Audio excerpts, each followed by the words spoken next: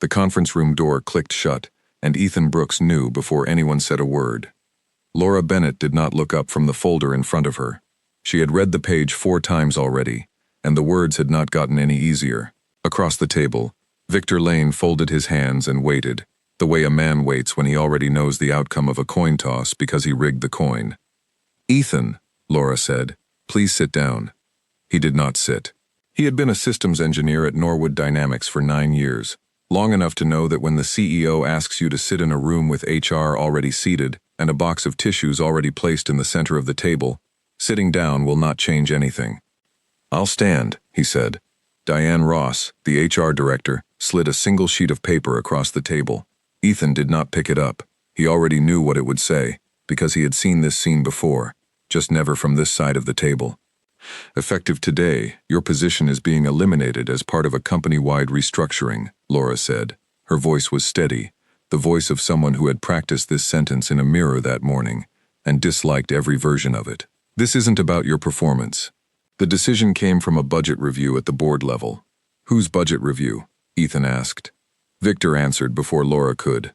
"Mine," he said, with a smile that men wear when they think a smile can cover a lie. "The numbers don't lie, Ethan. Your department's costs were the highest relative to output. I'm sorry it had to be you." Ethan looked at Laura, not Victor. He had worked under 3 CEOs at Norwood Dynamics, and Laura Bennett was the first one who had ever learned his daughter's name without being told twice. He had thought that meant something. He understood now it had only ever meant she was good at her job, and her job today was this. "My daughter has a recital Friday," he said, which was not a thing you were supposed to say in a meeting like this, but it came out anyway. "I told her I'd be there." Nobody in the room answered, because there was nothing in HR's script that covered it. Laura slid an envelope across the table.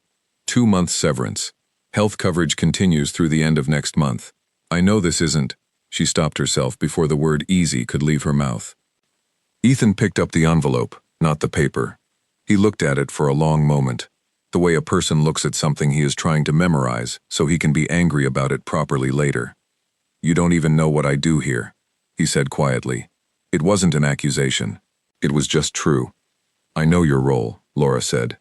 "You know my title," he said. "Those aren't the same thing."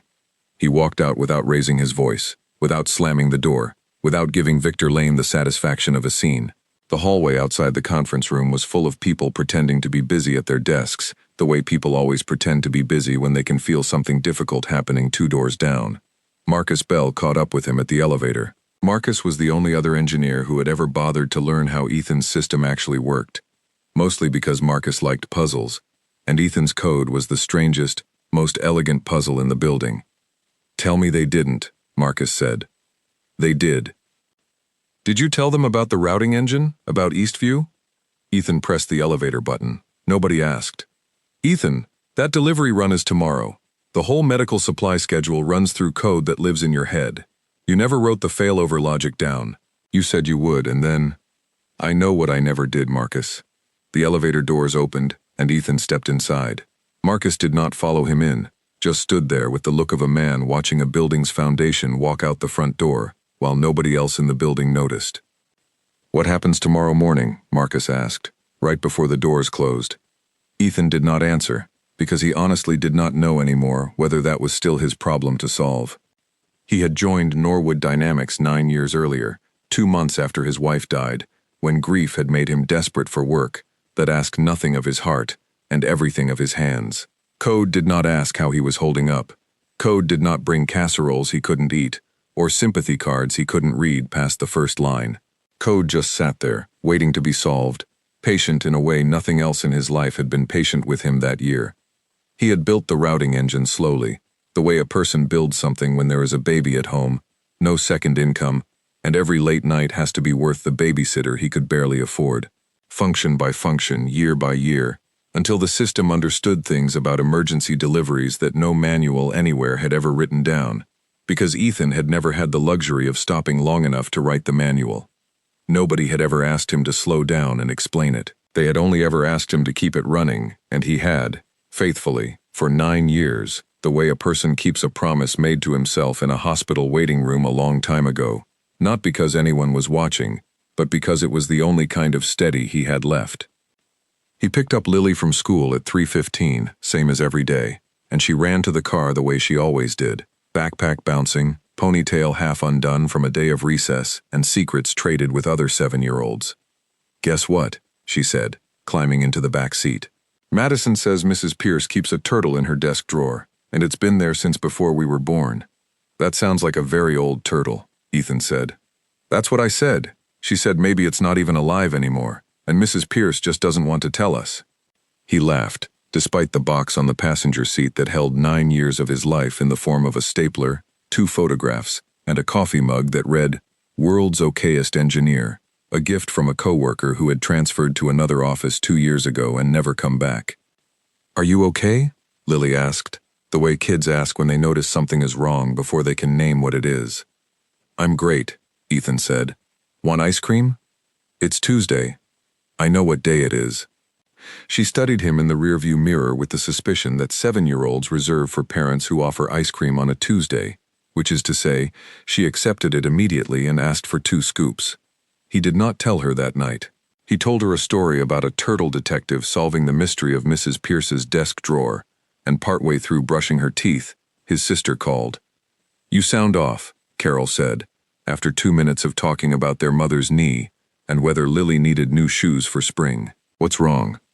"Long day," Ethan said, which was not a lie exactly, just a smaller shape of the truth than the one sitting in his coat pocket. "You'd tell me if something was actually wrong, right?" "Of course," he said, and felt the particular guilt of a man who had decided, somewhere between the elevator and the parking garage, that he would rather carry this alone for one more night than watch his sister's face fall over the phone before he had even figured out what he was going to do about it. "Lily doing okay?" "Best in her class at recorder, apparently. Don't tell Madison." Carol laughed, and the sound of it loosened something in his chest, just slightly, just enough to get him through the rest of bath time and the long stretch of evening that followed. He tucked her in, and he sat on the edge of her bed long after she had fallen asleep, the way he had every night since the diagnosis came back 5 years earlier that he still could not say out loud without his throat tightening, the way grief settles into a person not as a single wound, but as a quiet weather system that never fully passes, just shifts from storm to overcast and occasionally, on good days, to something almost like sun. He did the math on the envelope in his coat pocket and the mortgage due on the 1st. 2 months severance covered the bills through next month, if he was careful, if nothing broke. If Lily's school didn't send home another fundraiser flyer asking for $40 he didn't currently have. After that he wasn't sure, and not being sure was a feeling he had spent 6 years trying to keep at arm's length, mostly for her sake, because 7-year-olds could smell financial fear the same way they could smell rain coming. He thought about her recital Friday, and the promise he had made her that morning before any of this happened, and he made a private vow, the kind made silently late at night that nobody else would ever know about unless he kept it, that whatever happened with Norwood Dynamics, she would be in that gymnasium watching him watch her play 3 notes on a plastic recorder, because some promises mattered more than any job ever could. His phone buzzed at 11:40. It was Marcus. The message said only, "It's already happening. Eastview's portal is throwing errors. Nobody else can read your code. You need to see this." Ethan stared at the screen for a long time. Then he set the phone face down on the nightstand and turned off the light, because for the first time in 9 years, it was not his emergency to fix. He told himself that 3 more times before he fell asleep, and he did not believe it a single one of those times. Laura did not go home after the meeting. She sat in her office until the building emptied out, watching the open browser tab showing Norwood Dynamics' stock price, which had ticked down 2% the moment the restructuring announcement went out to investors that morning. 2% was nothing. 2% was the kind of number that made boards feel they had done something decisive. Gerald Whitfield, the board chair, called her at 7. "Good work today," he said. "Victor tells me the engineering cuts alone will save us $4 million a year." "Some of those cuts were people," Laura said. "People are line items too, Laura. You knew that when you took this job." She had known it. She had not expected to hate knowing it this much by the end of a single Tuesday. "There's something else," Gerald said. "Eastview Health Network called this afternoon. Something about the delivery scheduling system acting up. Victor says it's nothing, a routine glitch. His team is on it." "Victor's team," Laura repeated. Is there a problem with that? She thought about Ethan Brooks standing in her conference room, refusing to sit, telling her she only knew his title. She thought about how, in 9 years, she had never once asked him to walk her through what his system actually did, because Victor's quarterly reports had always made it sound simple, routine, replaceable. No problem, she said. She hung up and sat alone in the dark office for a long time, the city lights coming on one building at a time, telling herself that Victor's team could handle a routine glitch in a system that delivered insulin and chemotherapy drugs to 40 hospitals across 3 states. She almost believed it. Her phone rang again at 12:15. It was Diane Ross, and her voice had the flatness of someone reading bad news off a screen in real time. "Laura, you need to come back to the office," Diane said. "Eastview's emergency line has been ringing for an hour. Tomorrow morning's delivery run isn't generating routes. None of them. The whole region just went dark." Laura was already reaching for her coat. "How bad?" she asked. 40 hospitals, Diane said. "And nobody on Victor's team can even find where the routing logic lives, let alone fix it." Laura closed her eyes. Somewhere across the city, in a small apartment with a sleeping 7-year-old down the hall, was the only person who could. She had fired him 11 hours ago. She picked up her phone and dialed a number she was not even sure still worked. Ethan's phone rang at 12:30, and the only reason he heard it was because Lily's nightlight kept the apartment from ever going fully silent, and he had been lying awake doing math anyway. He almost let it go to voicemail. Then he saw the name on the screen. "Laura Bennett," he said into the phone, not as a greeting, just as a fact he wanted out loud where he could look at it. "Ethan, I need you to listen to me for 30 seconds before you hang up," Laura said. Her voice had none of the boardroom calm from that morning. It had the rasp of someone who had been on the phone for hours and had run out of careful sentences. "Eastview's delivery routing went down at 9 tonight. Every hospital in the network, insulin, dialysis supplies, chemotherapy drugs, all of it scheduled through your system, and nobody can read the code well enough to fix it. The first trucks load at 5 a.m. Ethan sat up in bed. Down the hall, Lily's door was still cracked the 2 inches she insisted on, afraid of full darkness but embarrassed to admit it to anyone over the age of 6. "That's Victor's problem," he said. "He has my budget. Let him find someone." "There is no one else," Laura said. "I checked.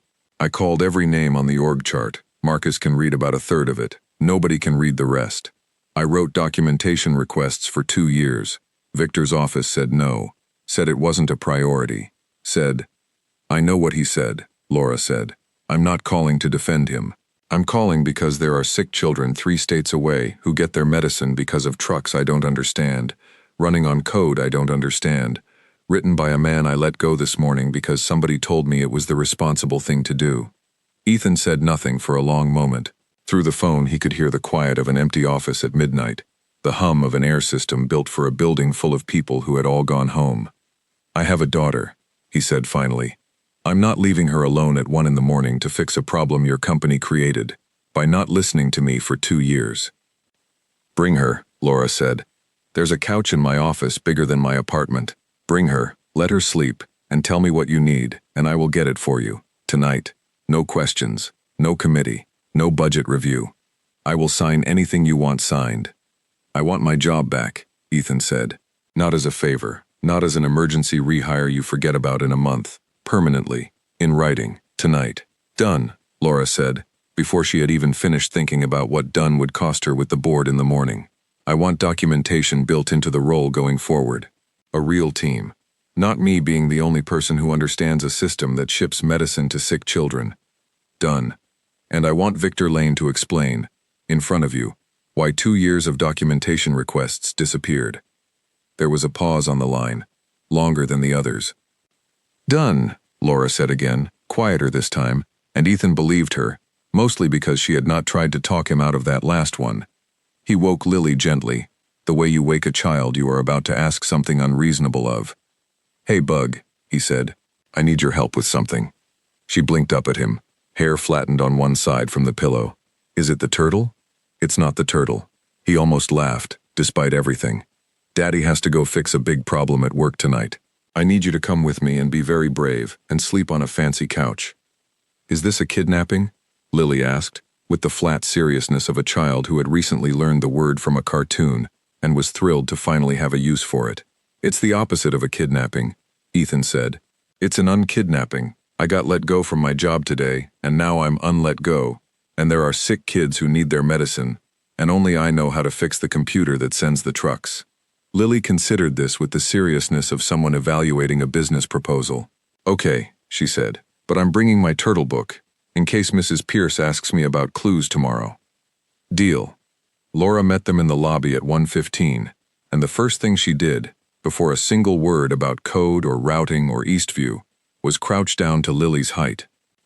I hear you're an expert on turtles, Laura said. Lily's whole face changed, the suspicion of the unkidnapped child melting into the delight of being taken seriously by an adult. Do you know how long turtles can hold their breath? I don't, Laura admitted. How long? Some kinds can hold it for hours. Mrs. Pierce's turtle has probably been holding its breath this whole time, which is why nobody's seen it move. That's the smartest explanation I've heard all night, Laura said, and meant it. And for just a moment, standing in an empty marble lobby with the fate of 40 hospitals sitting in a duffel bag of laptops by her feet, she felt something close to hope. Then she looked up at Ethan, and the moment ended, because his face had already gone somewhere else, somewhere made of code and clocks and the fear of a man who knows exactly how much damage a broken system can do, and exactly how little time is left to stop it. Show me everything, he said. The conference room on the 14th floor, the same one he had stood in that morning, had been turned into something closer to a hospital itself. 3 monitors glowed in the dark. Marcus Bell sat hunched over a laptop, the posture of a man who had not stood up in 4 hours. Victor Lane was conspicuously absent, which told Ethan everything he needed to know about where Victor's loyalty went when there was no audience left to perform for. Where's Lane? Ethan asked. Said he was working remotely, Marcus said, not looking up. Said the issue was, and I'm quoting here, likely overstated by panic. 40 hospitals, Ethan said. I told him that. He said hospitals have backup procedures. Marcus finally looked up, eyes red-rimmed from caffeine and stubbornness. Eastview's backup procedure is calling pharmacies directly and hoping somebody has enough on hand to last the day. People can be hurt by gaps like that, Ethan. Not the kind that make headlines. The quiet kind. The kind that just looks like bad luck on a chart somewhere. Ethan sat down at the terminal that had been his for 9 years, and for a moment his hands hovered over the keyboard, not from fear, but from the strange grief of returning to something he had already said goodbye to. Okay, he said. Let's go find out how badly Victor's people broke this. Marcus pulled up the error logs, rows of red text cascading down the screen. It's not random, Ethan said, scanning faster than Marcus could follow. Look at the timestamps. Whatever broke this, broke all at once. At 8:57 tonight. Systems don't fail like that on their own. Something changed. Victor's team pushed an update this afternoon, Marcus said, after you left. Said it was a routine simplification, cutting unused code to reduce server costs. Ethan felt something cold settle in his chest that had nothing to do with the air conditioning. There's no unused code in that routing engine. Every function in there exists because some hospital, somewhere, needed it during a crisis I built it to survive. The failover logic for snowstorms, the rerouting logic for road closures, the priority weighting that makes sure chemotherapy shipments never wait behind routine supply orders. They cut the failover logic, Marcus said quietly. I found the deployment record an hour ago. 11 files removed, no backup saved. Laura, standing near the window, understood that sentence completely. They deleted it, the day they let go of the only person who could rebuild it. I don't think they knew what they were cutting, Ethan said, though even as he said it, the explanation felt thinner than he wanted it to be. Victor's team doesn't read code. They read file sizes and queries per second. If a function never triggered during a normal week, it looked unused to them. They had no idea it was built for the 1 week a year when everything goes wrong at once. Can you rebuild it before 5? Laura asked. Ethan looked at the clock. 3 hours and 40 minutes. I built it the first time over 4 months, he said. I have 3 hours and 40 minutes, half my old notes, which were probably deleted along with everything else, and a system that 40 hospitals are currently depending on, whether I sleep tonight or not. Can you do it? Laura asked again, because that had not actually been an answer. Ethan cracked his knuckles, the old habit from a decade of nights like this one, except every other time, he had been doing it for a paycheck, and tonight he was doing it for reasons that had stopped being about Norwood dynamics, somewhere around the word chemotherapy. "I'm going to need all the coffee in this building," he said, "and somebody needs to call Eastview and buy me every minute they can, without lying to a hospital about whether their medicine is coming." Laura already had her phone out. The first call did not go well. A duty officer at the Department of Transportation in the neighboring state informed her, in the flat tone of someone reading from a script meant for citizens reporting potholes, that road closure data was not released outside normal business hours, and she was welcome to submit a request through the proper portal, which opened at 8. "There is no 8 o'clock for this," Laura said. "I need someone who can authorize an emergency data pull right now, tonight, for a public health reason, and I will hold on this line until you find that person." She held for 11 minutes, the longest 11 minutes of her professional life up to that point, while Ethan rebuilt the 7th function, and Marcus tested the 8th, and somewhere down the hall, behind a closed door, a 7-year-old whimpered once in her sleep, loud enough that Laura's chest tightened even through 2 walls and a closed phone line. A supervisor finally picked up, sounding both annoyed and faintly impressed that someone had stayed on hold long enough to reach her. "You're telling me hospitals run out of medicine if I don't email you a spreadsheet." "I'm telling you children with cancer don't get their treatment tomorrow if you don't," Laura said, and did not apologize for how it sounded, because it was true, and at 1 in the morning, true was the only currency she had left to spend. The spreadsheet arrived at 1:47. Laura read it to Marcus in chunks while he typed the closures directly into the exclusion list, and somewhere in the middle of reading off the names of county roads she had never heard of, in towns she would never visit, she checked on Lily, who had only whimpered in a dream about something far smaller than trucks and hospitals, and had already settled again, one hand curled around the turtle book like it was the only solid thing in an unfamiliar room.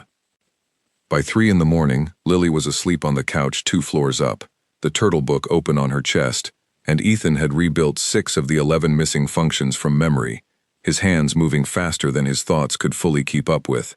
The way a body remembers how to ride a bicycle, the mind has technically forgotten the mechanics of. Marcus tested each function as Ethan finished it, running simulated routes through hospitals in 3 states, watching for the kind of silent failure that looks fine on a screen, and only reveals itself when a real truck does not show up at a real loading dock. Laura brought coffee that nobody drank, and stood by the window with her own laptop, fielding calls from a board chair who wanted updates every 20 minutes, and a head of communications who wanted to know what to tell the press if Eastview's name ended up in tomorrow's news. Marcus's phone buzzed twice on the table beside him, and twice he silenced it without looking, until the 3rd time, when he finally glanced down and his shoulders dropped half an inch. "My partner," he said, to no one in particular. "We were supposed to be looking at apartments this weekend. I told her something came up at work." "You can go," Ethan said, not looking up from his screen. "I can manage the rest." "You can't manage the rest," Marcus said, already typing a reply with one hand. "And I'm not going anywhere. She knows what I do for a living. She also knows what you do for a living, mostly because I won't stop talking about it at dinner. She'll understand a night like this one." He set the phone face down. "Besides, somebody other than you should know how this whole thing actually works, in case you ever decide to take a vacation sometime in this decade." "I took a vacation in March," Ethan said. "You took 2 sick days because Lily had a stomach bug and called it a vacation in the group chat," Marcus said, and despite everything, despite the clock and the coffee and the 11 missing functions, Ethan laughed. A short, real laugh that surprised him as much as anyone. At 4:11, Ethan stopped typing. "What?" Marcus said, already bracing for bad news. "Function 9 isn't in my notes," Ethan said. "I wrote it 18 months ago during a freak ice storm. I don't remember the exact logic. I remember it worked. I don't remember how. How long to rebuild it from scratch?" Ethan looked at the clock. 49 minutes until the first trucks were scheduled to load. "Longer than we have," he said. The room went very quiet, the quiet of people realizing, all at once, that effort and intelligence are not automatically the same thing as enough time. Laura set down her phone. "Then we don't fix function 9, she said. "We work around it." "What does it actually do?" Ethan rubbed his eyes. "It handles rerouting when a primary road is closed. Without it, the system will still generate routes, but it won't know to avoid road closures. It'll send trucks the way they're supposed to go, not the way they can actually go." Then somebody needs a list of every road closure in 3 states by 4:50, Laura said, already dialing. I don't care if I have to call every state transportation office and wake up every employee on the night shift. Marcus, can the system accept a manual exclusion list if I get you one? Marcus blinked. Yeah, actually it can. Then that's the plan, Laura said. Ethan finishes what he can. I get you the data to cover what he can't. Nobody goes home until 5 o'clock, one way or the other.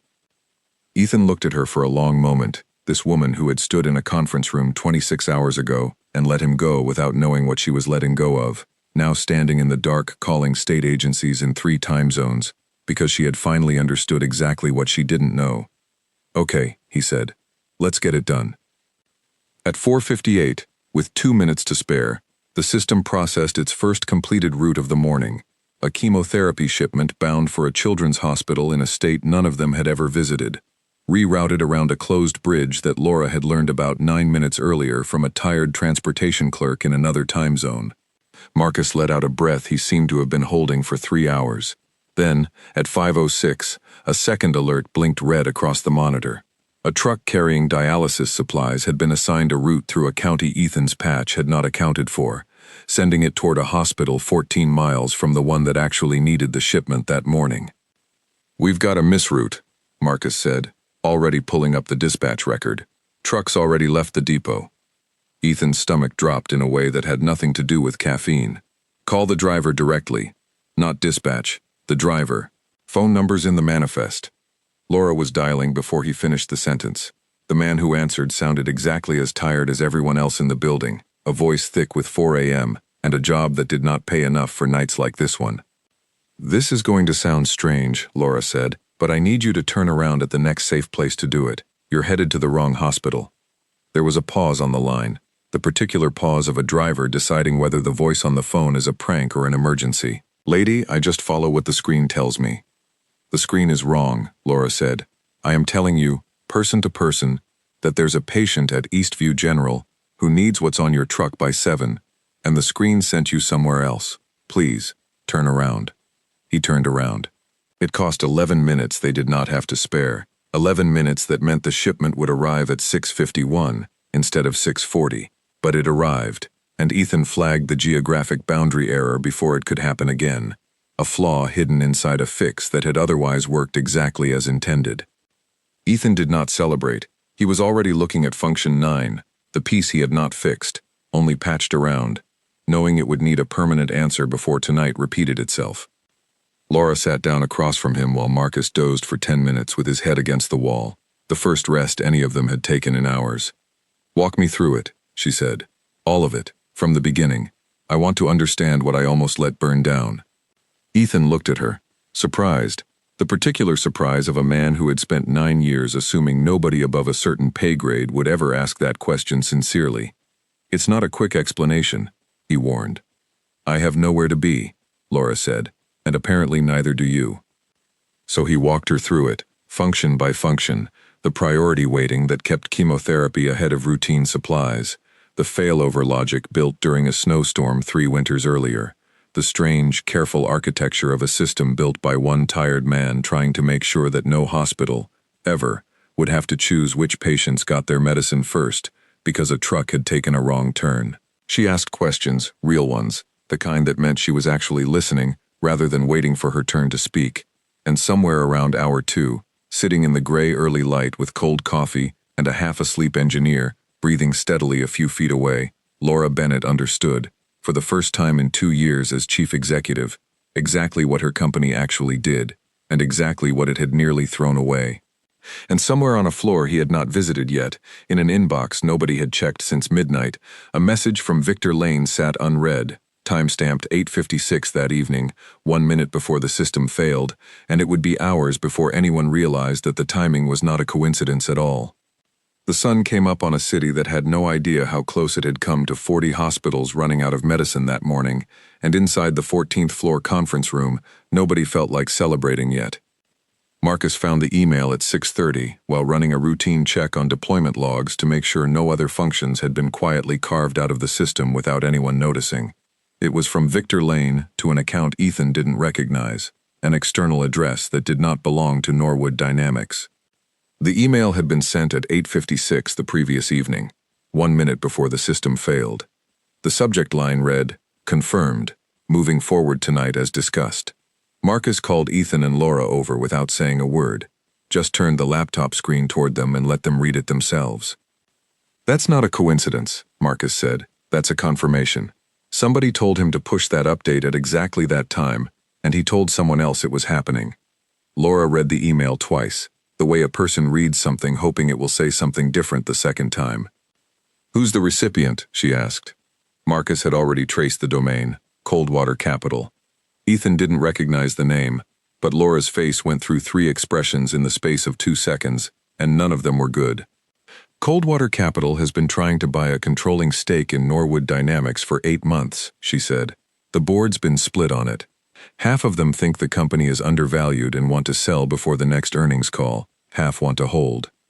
And a public failure with a major healthcare client would make the company look a lot less valuable," Ethan said slowly, "which would make it a lot easier to buy cheap. Or," Laura said, "make the board panic and sell fast, before things get worse, to whoever offers first." The room went quiet in the way rooms go quiet when several smart people arrive at the same uncomfortable conclusion at the same moment. "He let me go on purpose," Ethan said, "not because of a budget review. Because letting me go, specifically, the day before that update, meant there would be nobody left in the building who could fix what he was about to break." "I signed off on it," Laura said, and her voice had none of the polish it usually carried in front of a room. "I sat across the table from you and told you it was a budget decision because that's what I was told it was." "You didn't know," Ethan said, and was surprised to find he meant it as something closer to forgiveness than accusation, though he wasn't ready yet to call it that out loud. "I should have asked more questions," Laura said. "That's not the same as not knowing, that's choosing not to know, because it was easier." Lily woke up at 7, blinking at the unfamiliar ceiling, and the first thing she said was, "Did you fix the truck thing?"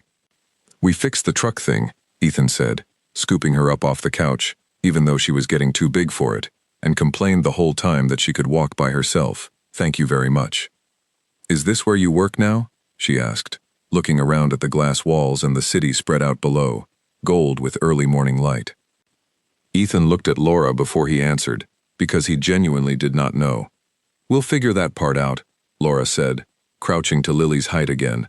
"But there's a recital Friday I hear about, and your dad is absolutely going to be there.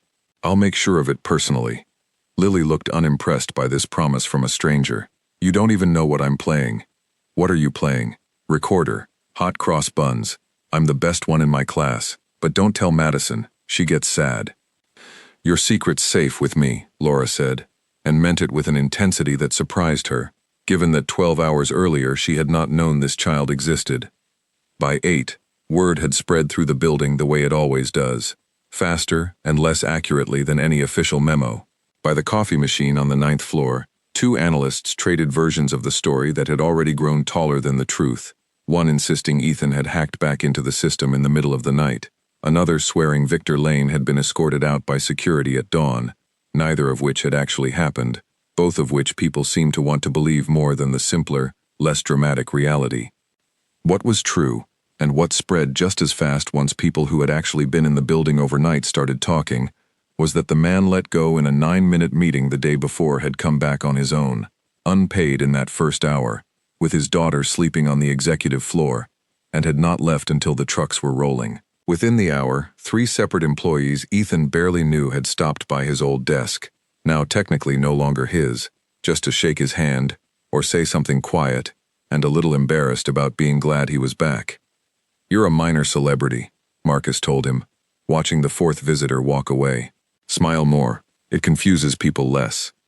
The board meeting was called for 9, less than 3 hours after the system had come back online, and Gerald Whitfield walked in looking like a man who had already decided what story he wanted to be true, before anyone gave him the facts. "I hear we had quite a night," he said, settling into his chair. "Victor tells me a software glitch nearly cost us the Eastview contract, and that the situation is now resolved." "That's not what happened," Laura said. She laid it out plainly, the deletion of 11 critical functions, the timing of the update, the email to Coldwater Capital, The dismissal of the one engineer who could have prevented or fixed any of it. She did not raise her voice. She did not need to. The facts did that work on their own. Gerald's expression did not change much, which told Ethan that either the board chair was extraordinarily good at hiding surprise, or he was not nearly as surprised as a man should be upon learning that his company's operations director had been quietly negotiating with an outside buyer, using a manufactured crisis as leverage. "These are serious claims," Gerald said finally.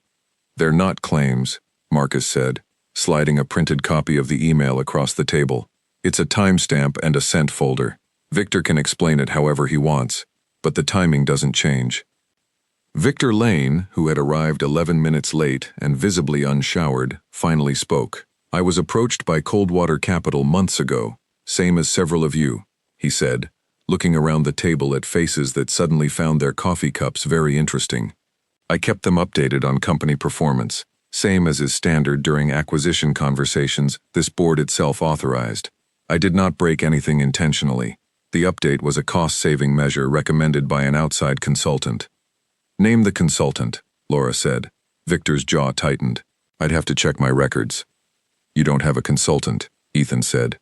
"There's no consulting invoice in any budget I've ever seen approved for that line item. You denied my documentation requests for 2 years, because documentation would have made it obvious how fragile that system was without me. And then you let me go the day before you broke it, so there would be nobody in the building who could put it back together fast enough to stop the contract from collapsing." "That's a theory," Victor said. "It's an email," Marcus said. A board member near the far end of the table, a quiet woman named Patricia Lund, who rarely spoke in these meetings and was, as far as Ethan knew, the only person at this table who had ever actually toured the operations floor without a photographer trailing her, finally broke the silence. "I'd like to understand something," Patricia said. "If Victor's update caused last night's failure, and Victor was in contact with the firm trying to buy us, at what point does this stop being a personnel matter and start being something the board has a legal obligation to investigate properly, with outside counsel, rather than vote to quietly review ourselves?" Gerald shifted in his seat. "Patricia, I don't think we need to escalate to outside counsel over." "I think we very much do," Patricia said. "I have sat on 3 boards in my career, Gerald, and I have learned that internal review is what companies call it when they would rather not know the answer to the question they are technically asking." A few heads around the table nodded, slow and uncomfortable, the particular nod of people recognizing a truth they had been hoping nobody would say out loud. The room sat with that for a long moment, the tense silence of a meeting where everyone present has just watched the floor shift under one person's chair and is waiting to see whether the chair tips all the way over. Gerald Whitfield did not vote to remove Victor Lane that morning. He voted to open an internal review, a phrase that in Ethan's experience meant nothing would happen to anyone with enough seniority to survive a strongly worded memo. "You're not letting him go," Laura said, after the meeting broke and the room emptied out, leaving just the 2 of them and a long table covered in cold coffee cups. "I'm following process," Gerald said. "We don't have proof he authorized the deletion personally. We have proof he was talking to an outside buyer, which the board authorized him to do months ago. He let Ethan go the day before the system broke. Layoffs happened during restructuring, Laura. That's not proof of anything either, on its own." She watched him gather his folder and walk out, and she understood, with sudden clarity, that half the board did not actually want this story to be true, because if it was true, the sale to Coldwater Capital might fall apart, and several of the people in that room owned a great deal of stock that a sale would make instantly, dramatically more valuable. She was still standing there when Ethan found her. "He's not going anywhere, is he?" Ethan said. It wasn't a question. "Not today," Laura said.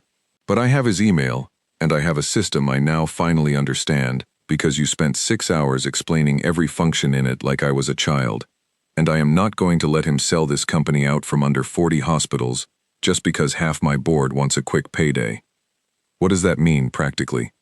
"It means I need you to stay," Laura said, "not as an emergency consultant for one bad night.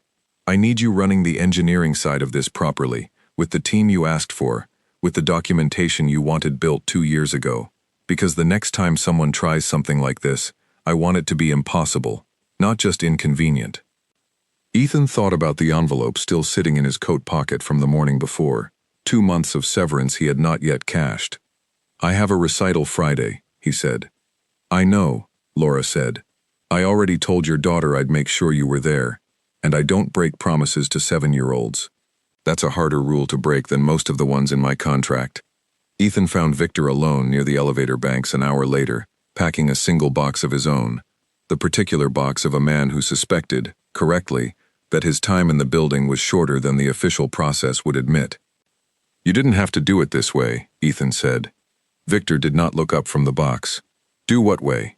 Run a company efficiently? Make hard calls nobody else wanted to make? Put 40 hospitals at risk to make a sale go through faster, Ethan said. Choose me specifically, the one person who could have stopped the damage, and cut me loose the day before you broke it. Victor finally looked at him, and for a moment, something almost like honesty crossed his face. You were always going to be the easiest cut on paper. Highest individual cost, no direct reports, no visible output a board member could point to in a slide. I didn't know the system would fail that exact night. I knew it would fail eventually, and I needed it to look like bad luck instead of bad planning when it did. People could have been hurt. People are always at risk in healthcare logistics, Victor said, closing the box.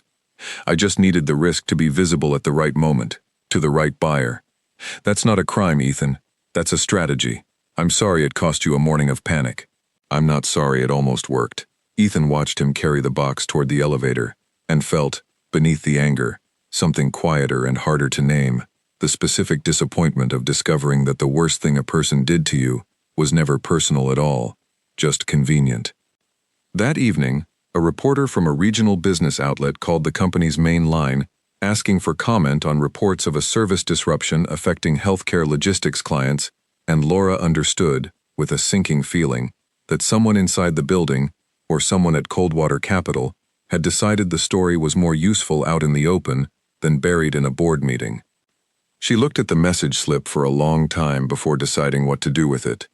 They're going to make this public either way, she said to Ethan, who had stayed late again, this time by choice, helping Marcus map out which other parts of the system needed real documentation before something else quietly fell apart.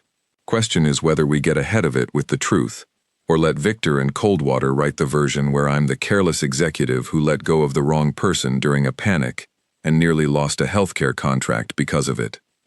That version isn't even wrong, Ethan said, not unkindly. It's just missing a chapter.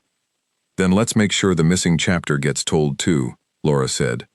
She picked up the phone to call the reporter back herself.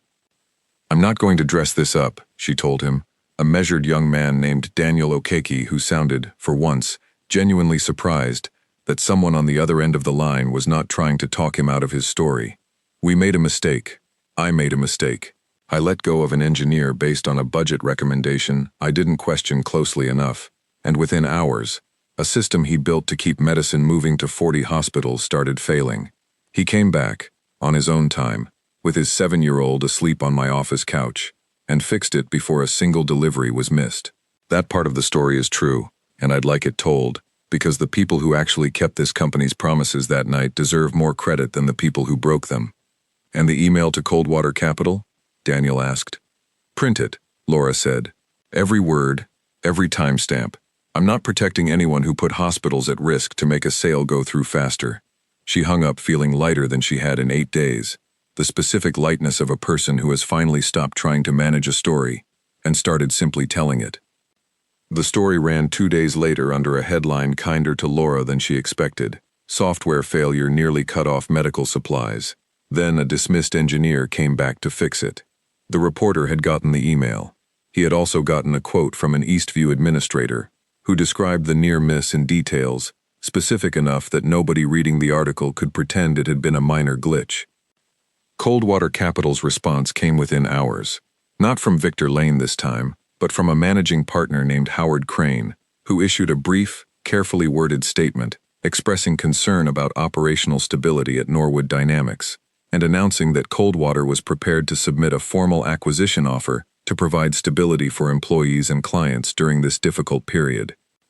Difficult period, Laura read aloud, standing in her office with the statement on her laptop screen. They created the difficult period. Nobody outside this building knows that yet, Ethan said. All they see is a company that nearly lost a major healthcare client to a system failure 2 days after layoffs. To an outside investor, that reads as instability either way, whether they caused it or not. So they get to manufacture a crisis, and then get praised for offering to fix it. That's usually how it works, Ethan said, and something in his voice told her this was not a theory to him, that he had watched some version of this pattern before, somewhere in 9 years of careful work that nobody upstairs had ever bothered asking him about. By Thursday afternoon, the story had done what stories like that always do, once they escape the building that created them. A logistics manager at a separate client, a regional pharmacy chain called Bellwether RX, that had no connection to Eastview at all, called Norwood's main line asking, in a carefully neutral voice that did not quite hide the worry underneath it, whether their own delivery contracts ran on the same kind of system that had nearly failed 3 days earlier. Laura took the call herself. "Your contract runs on the same engine," she said, because lying about it would only make the next conversation worse. "It did not fail. Nothing in your account was ever at risk, but I understand why you're asking, and I'd rather you hear the full picture from me than a summary from a newspaper." She spent 40 minutes walking the manager through exactly what had happened, exactly what had been fixed, and exactly what Ethan's team was now building so it could never happen again to anyone's account, his or anyone else's. By the end of the call, the manager sounded less worried than he had at the start, though he did ask, almost as an afterthought, whether Norwood had any plans to leave their current ownership structure. "No plans to sell," Laura said, with more certainty than she technically possessed yet, since the board vote was still 2 days away. "This company isn't going anywhere except forward." She hoped, hanging up the phone, that she had not just made a promise she would have to break in a boardroom on Friday morning. Gerald Whitfield called an emergency board session for Friday morning, the same Friday as Lily's recital, and Laura felt something close to anger settle into her chest when she saw the meeting invite, because the timing did not feel like an accident either. A board vote on accepting Coldwater's offer, scheduled for the exact day she had promised a 7-year-old her father would not miss. She tried, for almost 20 minutes on the phone with Gerald, to move it. He explained, with the patience of a man who knew he held more cards than she did, that 3 board members had flights booked for Saturday, and Friday was the only day that worked for everyone, and surely Laura understood that the company's future could not be scheduled around a children's recorder concert. "It's not about the recorder concert," Laura said. "It's about whether this company still keeps a single promise it makes to the people who actually hold it together." Gerald did not have an answer for that, or did not think it worth giving one, and the meeting stayed on Friday morning. Ethan found out about the conflict from Laura herself, not from a memo, which told him something about how seriously she was taking it. "I'm not asking you to skip the recital," she said. "I would never ask you that. I'm telling you the board vote is the same morning, and I need you in that room, because you're the only person who can explain to 14 people in suits exactly what selling this company to Coldwater Capital would actually mean for the system you spent 9 years building. Numbers on a slide won't do it. You will." "The recital's at 10, Ethan said. "How long is the board meeting?" "However long it takes." "That's not an answer." "I know," Laura said. "I'm sorry. I don't have a better one." Ethan sat with that, turning it over the way he turned over a stubborn piece of code, looking for an angle nobody else had tried yet. "What if I'm not in the room?" he said slowly. "But I'm still in the meeting." Marcus rigged a laptop to the conference room screen by Thursday evening, set up so that Ethan could join remotely from the school gymnasium if it came to that, present in the only 2 places that mattered to him at the same hour, even if neither version of him would be fully there. Victor Lane, informed of the arrangement secondhand, made one final attempt that Thursday night, the kind of attempt that revealed exactly how much he had left to lose. Marcus caught it almost by accident, a routine permissions check that flagged an attempted access to the system's core repository at 11 that evening, an hour after the building had mostly emptied out. "He's trying to pull the documentation," Marcus said, calling Ethan at home in a near panic. "Everything you and I have rebuilt this week, every function, every comment, all of it. If he gets root access before the board vote, he can argue the system's still fragile, still a liability, still worth selling cheap before it falls apart again." Ethan was at his kitchen table grading Lily's spelling words when the call came in, and for a moment he just sat there, pencil in hand, feeling the exhaustion of a man being pulled, again, toward a fire he had not started. "Lock him out," Ethan said. "All access, revoked, now. Document everything with timestamps." I want a clean record of exactly what he tried and when. Already on it, Marcus said. But Ethan, if he's willing to try this the night before the board vote, he's not going down quietly tomorrow either. Whatever you're walking into in the morning, it's not going to be a polite conversation. Ethan looked across the kitchen at Lily, who was practicing her recorder, fingering silently against the table edge, mouthing the notes to hot cross buns, with the fierce concentration of someone preparing for the biggest performance of her life, which, as far as she was concerned, it was. It never is, he said quietly, and went back to checking her spelling words, because some things still came first, no matter what was happening 14 floors up in a building he had once thought he'd left for good.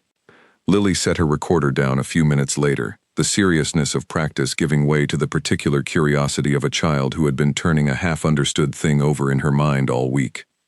Madison's mom said you got fired, she said. Is that the same as fired the gun thing, or fired like a toaster? Ethan set down the spelling list. It's neither one, Bug. It means the company decided they didn't need my job anymore, for a few hours anyway. But then they unfired you. They did. Because of the trucks. Because of the trucks, he agreed, and because some people figured out it was a mistake. Lily considered this with the gravity she brought to most things lately, somewhere between 7 and very nearly 8, old enough to ask harder questions, and young enough to still expect answers that made the world feel orderly. Could they unfire you? She asked. Like, fire you again? I don't think so, Ethan said, with more certainty than he had actually felt about anything all week. But if they did, you and I would figure it out together, the way we figure out everything else. Okay, she said, satisfied, and picked the recorder back up, already 3 notes into hot cross buns again before he had finished folding the spelling list into her backpack. Across town, Laura stood in her kitchen at 6 that same morning, the cold water offer printed out and sitting on the counter beside a cup of coffee she had not yet touched. 14 pages of legal language designed to make a hostile acquisition sound like a rescue. She read the executive summary one more time, the way she had read it the night before, searching for the sentence that might make accepting it feel like anything other than surrender. She did not find one. She folded the pages in half, tucked them into her bag, and decided, somewhere between the coffee maker and the front door, that whatever happened in that boardroom in 3 hours, she was not walking in already defeated. She had taken the CEO role 2 years earlier, the youngest person to hold it in the company's history, in large part because she had promised the board she could make hard decisions other executives flinched at. She had believed, walking into that interview, that hard decisions meant cutting costs cleanly, efficiently, without sentiment clouding the math. 9 days of watching the actual cost of that kind of cleanliness play out in a hospital network's supply chain had taught her something the interview process never had. The hardest decisions were rarely the ones that looked hard on a spreadsheet. The hardest decision was deciding to actually understand what you were cutting before you cut it. Friday morning arrived with the kind of clear, ordinary sunlight that seemed almost out of place given everything riding on the next few hours. The school gymnasium smelled like floor wax and construction paper. Rows of folding chairs filled with parents holding phones up to record 40 seconds of recorder music that none of them would ever watch again, except that every single one of them would, at some point, late at night, scroll back to it anyway. Ethan sat in the 3rd row with a laptop balanced on his knees, one earbud in, the board meeting running silently on the screen while he waited for Lily's class to be called. Laura sat 14 floors up in the same conference room where she had let Ethan go 8 days earlier, and when Gerald Whitfield called the meeting to order, the first thing on the agenda was not the Coldwater offer at all. It was Victor Lane. We need to address the access attempt from last night, Gerald said, looking distinctly less comfortable than he had at the start of the week. Security logs confirm Victor attempted to access the core engineering repository after hours, despite having no active project assignment requiring that access. I was checking on system stability, Victor said, given the board's understandable concerns about another failure. You were locked out by an automated security flag before you got past the first folder, Marcus said, sliding another printout across the table, the 3rd one of the week with Victor's name on it. I have the timestamp. I have the access request. I have the denial log. There's no version of checking on stability that requires root access to files you have no project tied to. Laura watched Gerald's face during the silence that followed, watched him do the math board members do when a story stops being deniable, and starts being a liability with his own name potentially attached to it, given that he was the one who had voted for an internal review instead of acting 4 days earlier. I think, Gerald said slowly, we should hear from Howard Crane about the Coldwater offer before we go further. With respect, Patricia Lund said, I'd like to finish this part first. Victor, did you or did you not attempt to access the engineering repository last night, after being informed that your access privileges were under review? Victor's jaw worked once before he answered. I was trying to confirm system stability ahead of this morning's vote. I thought it would be useful information for the board. Useful to whom? Patricia asked. The board doesn't read source code, Victor. The only people who would find raw access to that repository useful are people trying to either fix something or prove it's broken. Which were you doing? Nobody answered for a long moment. Laura watched the silence do more damage to Victor's credibility than any printout had managed all week. I think the timing speaks for itself, Laura said finally. Let's hear from Mr. Crane. But Howard Crane, dialed in from Coldwater's offices, and apparently unaware that his own company's contact had attempted unauthorized access to Norwood's systems less than 12 hours earlier, said something none of them expected. We're not aware of any access attempt, Crane said, his voice tight over the speakerphone. If Mr. Lane was acting independently in our name, that's a serious problem on our end, not just yours. It was the first crack any of them had seen in the partnership between Victor and Coldwater, the first sign that Victor had perhaps been freelancing his own desperation, promising more than he had actually been authorized to deliver, trying to manufacture proof of instability badly enough to keep his own usefulness intact, now that the original plan had already started unraveling in public. In the gymnasium, the second-grade class was called up, 20 kids in a ragged line holding plastic recorders like small, hopeful instruments of courage, and Ethan pulled one earbud out, set the laptop gently on the empty chair beside him, and gave Lily his full attention, because some things, even in the middle of everything else, did not get a fraction of him. They got all of it. She found him in the crowd before she played a single note, the way she always did, scanning the rows until she landed on his face, and whatever she saw there steadied something in her shoulders that had clearly been nervous a second earlier. Hot Cross Buns is not, by any reasonable measure, a difficult piece of music. It is 3 notes, repeated with minor variations, played by children who have held an instrument for about 6 weeks. It was, by every measure that mattered to Ethan in that gymnasium, the best thing he had heard in a very long time. When it ended, he put the earbud back in just in time to hear Howard Crane say, with the clipped finality of a man already drafting a statement distancing his firm from a partner who had become a liability, Coldwater is withdrawing our offer, pending a full review of Mr. Lane's conduct. By the time the board reconvened the following Monday, Victor Lane had already cleared out his office, choosing resignation over the recorded vote that would have happened in roughly 11 minutes if he had stayed to see it through. Gerald Whitfield read the resignation letter aloud in a voice that tried for solemnity and landed somewhere closer to relief. Effective immediately, Gerald read, Victor Lane is stepping down as Chief Operating Officer to pursue other opportunities. Other opportunities, Laura repeated, the same flat tone she'd used on difficult period 3 days earlier. We're really doing that line. It's standard language, Gerald said. It's a tidy lie, Laura said. But fine, let him have his exit. I have other things to fix this morning. Gerald lingered after the others filed out, the way people linger when they have something to say and are still deciding whether saying it costs more than staying quiet. I should have voted to remove him 4 days ago, he said finally. Patricia was right. I called it an internal review, because I didn't want to know how close I'd come to approving a sale built on a lie. That's on me, not just Victor. It is, Laura said, not unkindly, because there was no use pretending otherwise, and Gerald, to his credit, did not ask her to. I'm stepping back from the chair position at the next annual meeting, he said, not resigning the board entirely, just stepping back from the chair. I think this company needs someone running these meetings who asks harder questions earlier than I did. Laura considered him for a moment, this careful, cautious man who had spent the worst week of her tenure protecting process over people, and found, somewhat to her own surprise, she believed him. I'll hold you to that, she said.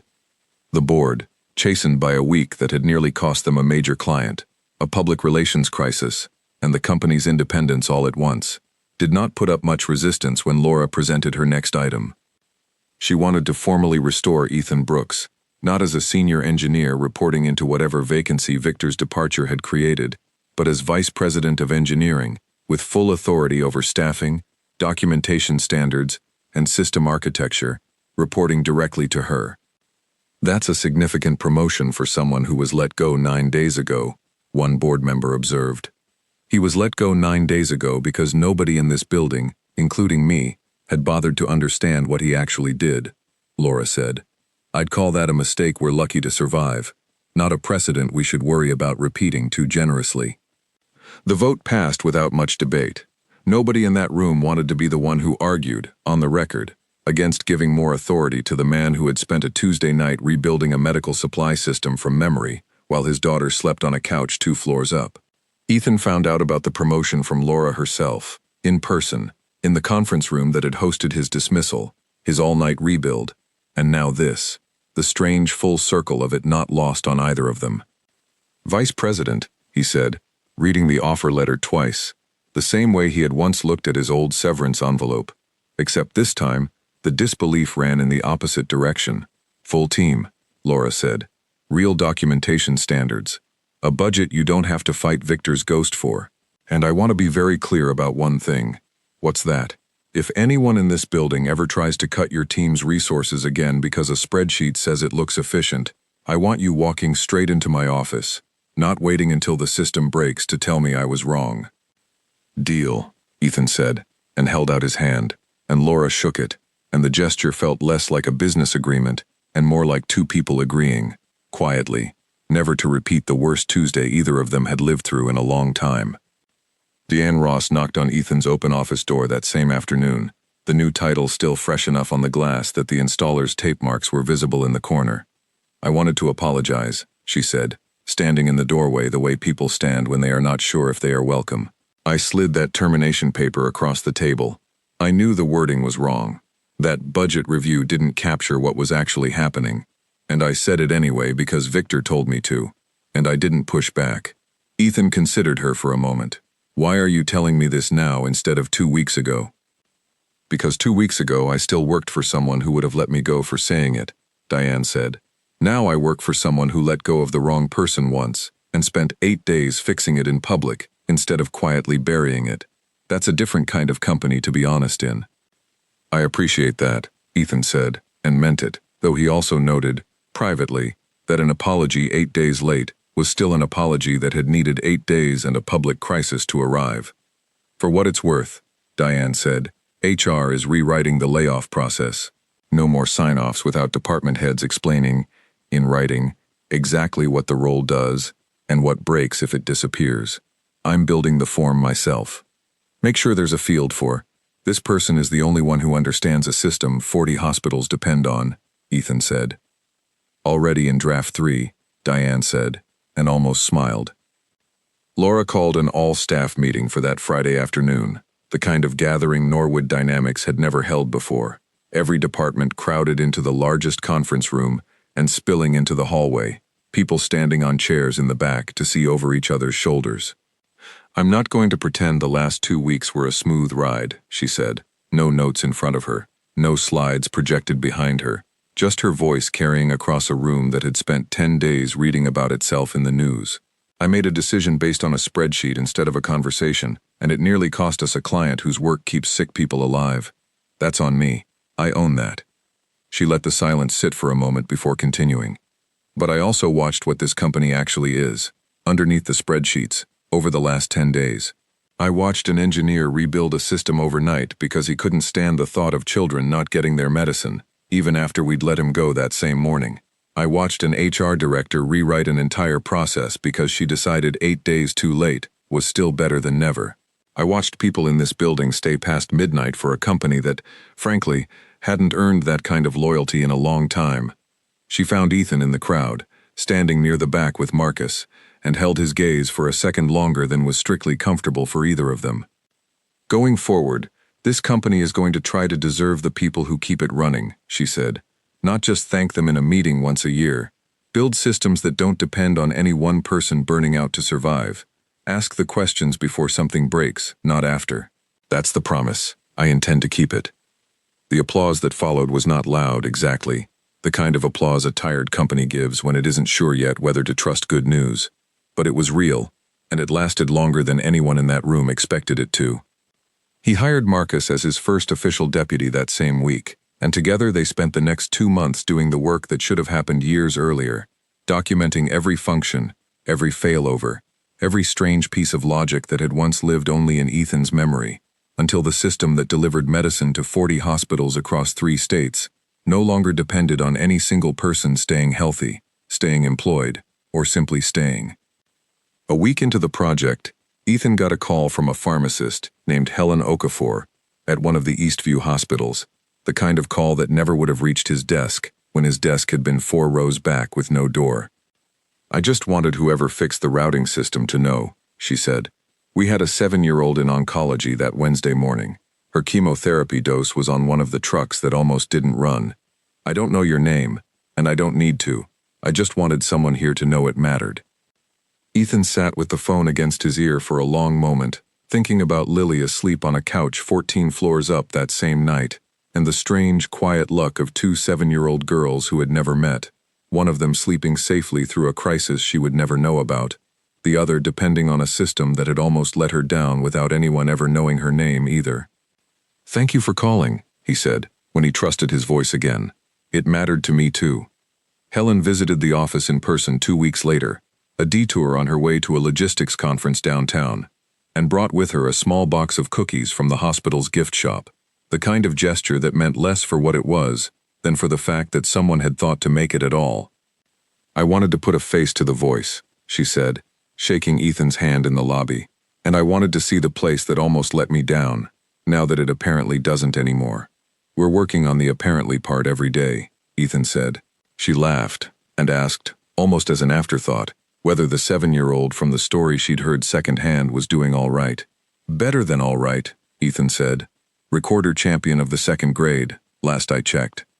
"Tell her a hospital full of people she's never met is glad her dad got his job back," Helen said, and meant it plainly enough that Ethan carried the sentence home with him that evening and repeated it to Lily, almost word for word, watching her try, and fail, to look unimpressed by the idea of an entire hospital rooting for her.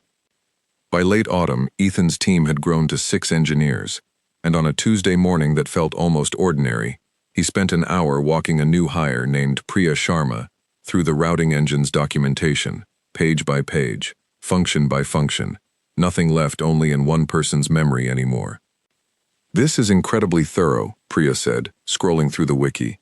"Most places I've worked, this kind of system lives in one person's head and a few sticky notes." "It used to," Ethan said. "I was the one person. It nearly cost 40 hospitals their medicine deliveries because nobody else in the building could read what was in my head fast enough." What changed? Ethan thought about the conference room, the envelope, the all-night rebuild, Laura standing by the window at 4 in the morning, calling state transportation offices because there was no other way to buy enough time. "Somebody finally asked the right question," he said. "Not how much does this cost, but what happens if this person isn't here tomorrow? Once you start asking that question honestly, you can't really go back to not asking it." The documentation project was not without its own stumbles. 6 weeks in, a junior engineer misread a comment Ethan had written in a hurry during the original crisis, and pushed a change that briefly slowed processing times across the entire network, nothing close to the scale of the first failure, but enough to send a small jolt of old fear through the team. "This is exactly why we document things," the engineer said miserably, certain he was about to be the second person in company history let go over a routing mistake. "It's exactly why we document things well," Ethan corrected, pulling up the offending comment on the shared screen. "This one's on me. I wrote that note at 4 in the morning during the worst week of my professional life, and it shows. We're rewriting it together, right now. And then we're going to write a rule that nothing gets merged from a crisis note without a second set of eyes checking it makes sense, outside of a crisis." Nobody got let go that day, and the team finished rewriting the comment, and the network's processing times returned to normal before lunch, the kind of quiet, undramatic save that never made it into any news article, which was, as far as Ethan was concerned, exactly the point of all the work they had done. Of Victor Lane, the company heard little after his resignation, beyond an industry rumor, never confirmed, that he had attempted to start an independent consulting practice, and found his old client list considerably less willing to return his calls than it had been before a regional newspaper printed his name beside the words, "Manufactured Crisis." Laura did not waste much time wondering about it. Whatever Victor built next was his to build, the same way whatever Norwood Dynamics built next was hers, and Ethan's, and Marcus's, and a growing list of names on a roster that no longer fit inside a single person's memory.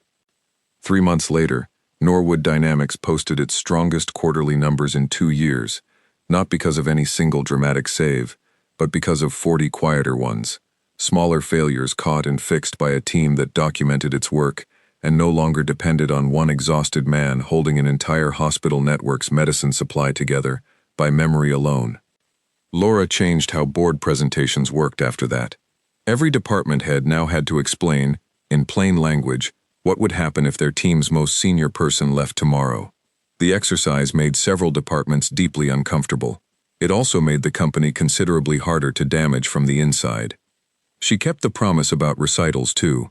Not just Lily's, though she made it to the spring concert as well, sitting 2 rows behind Ethan with a coffee she'd bought for both of them, but as a kind of company-wide standard that surprised everyone who heard about it.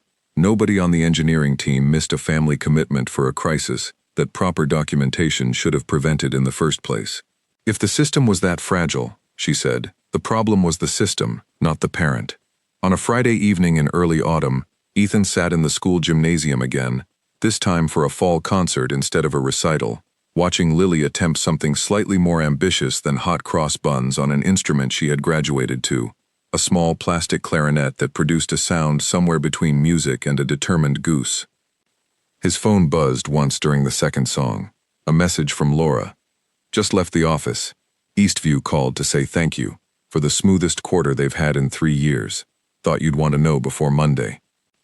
He read it twice, smiling, then turned the phone face down on his knee and gave his daughter every ounce of his attention for the rest of the concert. The way he had learned, the hard way, was always worth doing, no matter what was happening 14 floors up in a building that had once tried to convince him he was nothing more than a line item, and had since learned, slowly and at real cost, exactly how wrong that had been.